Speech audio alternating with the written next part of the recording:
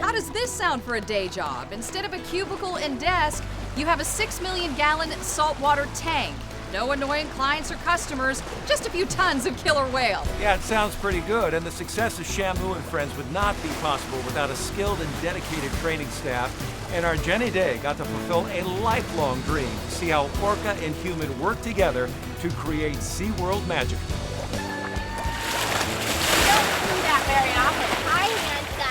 Shamu first came on the SeaWorld scene in 1966. Dozens of whales have followed in his footsteps, keeping the wonder and excitement alive for millions of SeaWorld visitors. I absolutely fell in love with just seeing the trainers interact with the whales. There was just something magical about it. I remember distinctly seeing Corky, who I work with today, and I was mesmerized by them, and I wanted to learn more about them. I was 5 years old, and I took a trip to SeaWorld with my family and saw a female trainer interacting with a whale, and that was it. That was it for me. The lucky few who made it here to the pinnacle of their profession all started out as one of those little kids in the front row.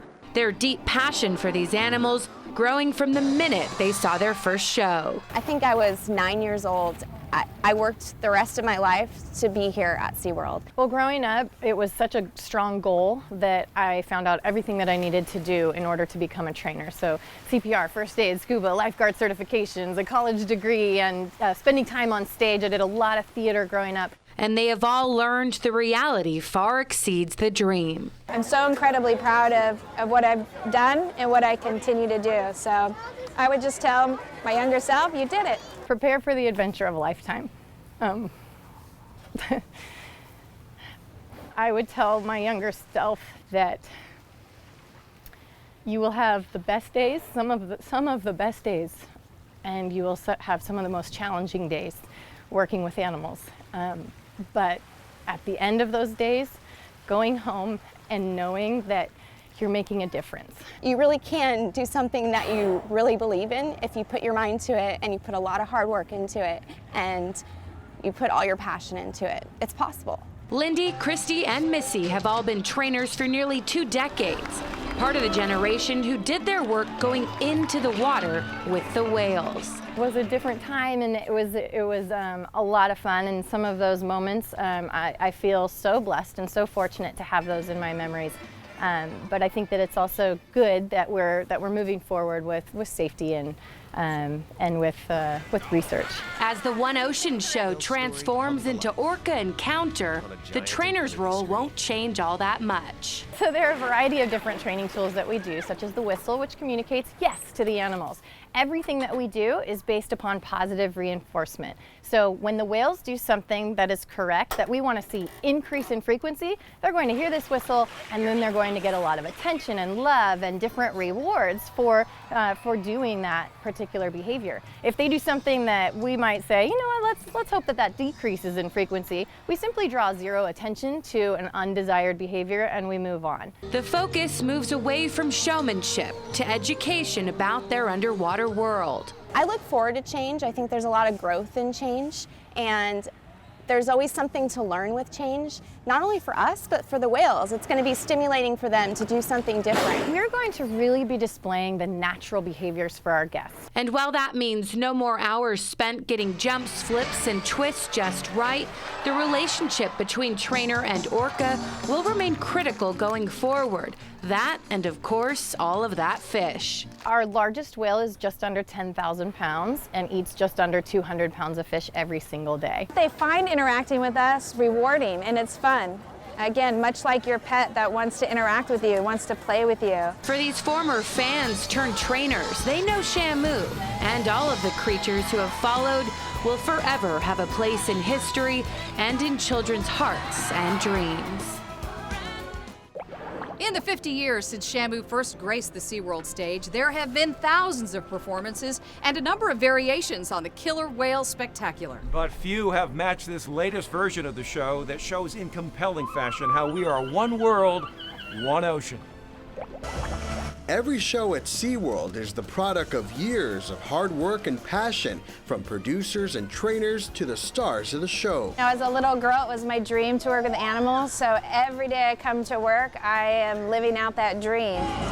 Trainers share a special bond with the whales. They spend years developing that relationship, and most of it happens off stage and behind the big screen inside Shamu Stadium. The trainers are communicating with each individual whale, and the trainers will understand that there's a script, but that's really just an outline for the trainers to follow. What's more important is that we are consistently observing the animals and their behavior. Now, there might be a part in the presentation that we want to send a particular behavior, but the script won't dictate that behavior. While the audience enjoys the music, which by the way the orcas cannot hear, trainers backstage are running through a string of several behaviors and prepping the animals for their moments under the spotlight. The shows, as I found out, are about more than just entertainment. Now, our goal in a presentation is exercise. So these are opportunities to not only show off the athleticism of the animals, but it's really an opportunity for the animals to display a lot of different behaviors that meet our exercise requirements for the animals. Trainers start their day early to prepare the food for all of SeaWorld's animals, including hundreds of pounds of fish for the killer whales. Each animal has a very specific diet they receive every day that keeps them energetic and happy. You know, the best way to correlate this is to a professional athlete.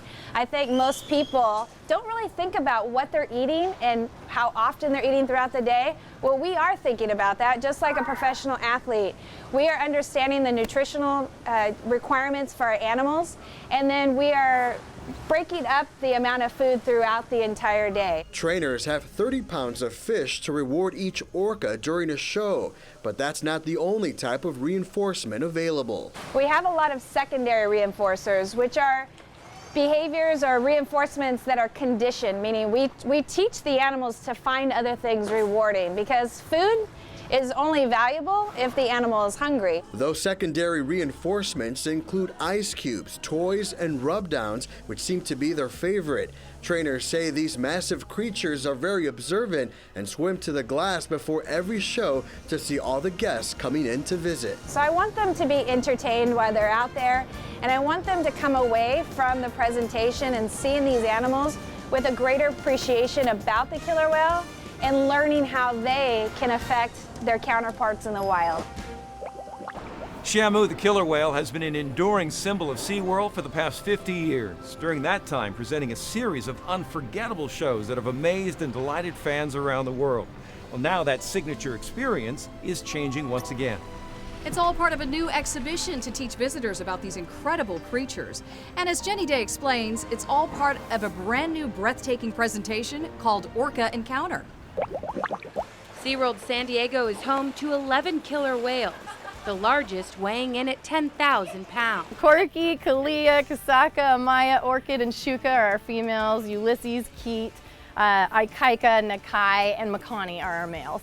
The One Ocean show that has been a SeaWorld staple is making way for a 21st century experience years in the making.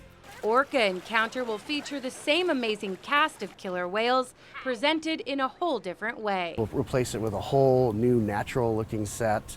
The whole story will be different, the messaging will be different.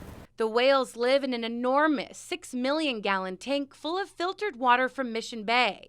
Soon the screens and stage will be replaced with a more realistic depiction of their natural habitat, bringing home the fact that the orca's future and that of the ocean itself is in our hands. This is one world, one ocean. We share this, and how are we going to care for it together? And the killer whales helped us tell that story. Rick Scheidemann is the Vice President of Entertainment at SeaWorld. Like many of his coworkers, he was inspired by his first trip to the park at age 13. Immediately, when I saw the Shamu show, I fell in love with the whales. I said, this is amazing. I have to be a part of this. Shamu shows as we know them started in 1966. Back then it was called Dr. Dolittle and featured Shamu in his first starring role. Then came Shamu Goes Hollywood, narrated by the late Debbie Reynolds. That followed Shamu for mayor, Shamu the Yankee Doodle whale, Shamu goes to college. You get the idea. Then in 1980 came This Is Shamu, essentially an underwater ballet starring Shamu and his trainers. Crazy stories and crazy costumes and things that were just so different and unusual. And then as we progressed, we started becoming a little bit more educational, a little bit more informational. Then we got into the video screens business where we could show some interesting highlights on the screens, music, told some great stories. So we've always been balancing that education and entertainment piece. Over the years, Shamu has helped change the perception of killer whales from fearsome predator to intelligent, even playful creatures. In 1989, SeaWorld celebrated the arrival of the first baby Shamu, and in the 90s, new technology helped bring audiences closer to these majestic animals than ever before, while adding some lessons in natural history. Finally, the show One Ocean brought all of these elements together and set the stage for the latest evolution of the program, Orca Encounter. I want people to understand that we still have killer whales at SeaWorld. They're still going to see them jumping. They're going to still see them interacting with the trainers. They're still going to get splashed. So it's just going to be different music. There's going to be a different approach. We're going to be a little bit more educational with our content. That means our favorite part of the Shamu show, the soap zone, isn't going anywhere. The breaching and tail flips stay because those are natural killer whale behaviors. They're also good exercise and important for guests to learn more about how orcas hunt, navigate, and communicate in the wild. The goal is to leave the audience feeling like we've been a part of a live documentary with a deeper appreciation and respect for the orcas. Here's a sneak peek at the future of SeaWorld's Orca Encounter.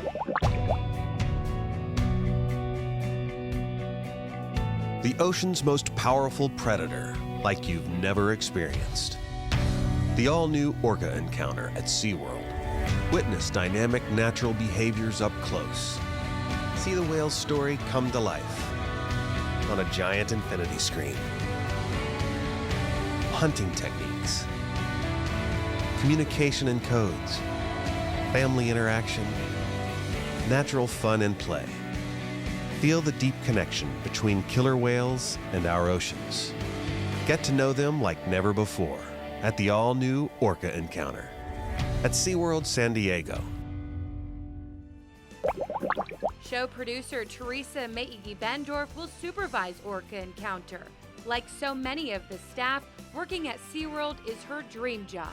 I pinch myself every day that I'm lucky enough to work with such fabulous people in the entertainment department, but to actually work hand in hand with our trainers who know so much and care so much for our whales. We want to educate, and we want the takeaway to be the appreciation for these magnificent animals from our guests. She can't wait for this next chapter in the Shamu saga. You see the kids' faces, light up. I mean, the splash segment, when you see the people get wet, they're so surprised when they get hit with that 52 degrees salt water. They're always so surprised, and for us and the crew, it never gets old. You can catch Orca Encounter beginning in May. A whole new experience SeaWorld promises will thrill and inspire the next generation of fans.